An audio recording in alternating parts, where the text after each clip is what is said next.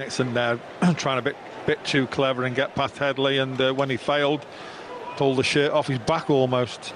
It's a definite free kick. So it's just short of halfway inside the Doncaster half on the Vale left, right on the chalk of the left touchline that Shipley has gone over to take.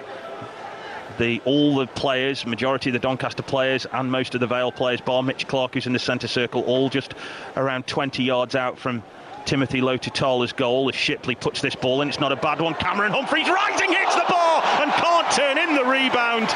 It's the closest either side have come. It was a great header from Humphreys that smacked against the bar. Vale aren't done. Connor Hall's ball back in, looking for Humphreys, cleared away. It'll come to Headley. Chance to shoot. Stands up. Headley with a drive and wider than near post. As a young player, that's what you're always taught. Just get something on it, just to make sure that the player behind you doesn't come in. Half an hour gone here, 0-0 between Port Vale and Doncaster on BBC Radio Stoke. Vale have hit the bar though. Jordan Shipley's corner in from the right, in towards the back stick, up in the air by O'Riordan. It's going to drop for, well, I thought it was going to drop for Headley there. He thought it was going to drop for him. And it was Middleton who came out though and pressed and made sure that Headley had to go back to Gauci, and he then sends it long. Looks for Connor Hall, who stayed forward, heads it back into the path of Shipley. Garrity wants it and he'll find him. Roll back to Connor Hall. Bit of acrobatics here from Vale. I'm not sure what Connor Hall's thinking, but he'll stick in a really decent cross towards the back post. Looks for Wayne. Fall! Great save! Brilliant save. Smashed back in by Garrity. Couldn't turn it back in. It's laid back for Hall. He can't get onto it though because Doncaster clear. It's a great save by the goalkeeper, but Fall should have made it 1-0. Unless he goes on the white. Yeah, let him carry on. That's what I said. If you could just bleed where the stripes are, that'd be fine. Vale with Cameron Humphreys now. Square ball to Connor Hall. And then back to Gauci. That's a hospital pass from Ojo. More or less, it's almost like he was having a shot at his own keeper then. I'm not sure what he was up to.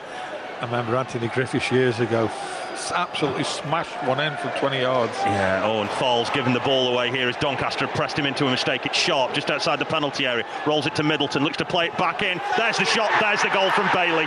And Vale gave the ball away there. Mo Fall gave it away. There are heads down on the floor and you can see it. You can just see that that's not the stuffing out of Vale as Doncaster hit them on the break, and Bailey from 6 yards out from the pullback from Sharp pushes it past Gauci into the back of the net. 53 gone. Vale 0. Doncaster 1. Well, this will test the resolve and the character of some of the Vale players. I mean, Big Mo Fall, really sloppy, held the ball up and give it away, and you can't give it away to a decent player. And Doncaster raced through Vale's back four there. And Bailey, the grateful recipient of a crossfield ball, or a cross in the box, and couldn't miss from 8 yards out. Doncaster have started a lot brighter. The substitutions have been spot on by Grant McCann. Gauci now up looking for Curtis, who tries to flick a header towards the left side. Wayne will give chase, but it's cleared away.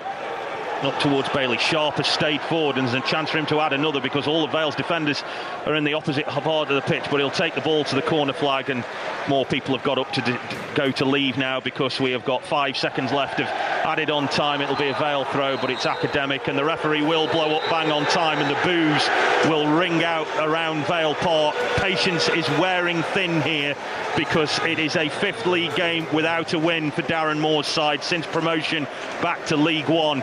And at times today, this is probably the worst Vale have played since the first 45 minutes against Rotherham on the opening day.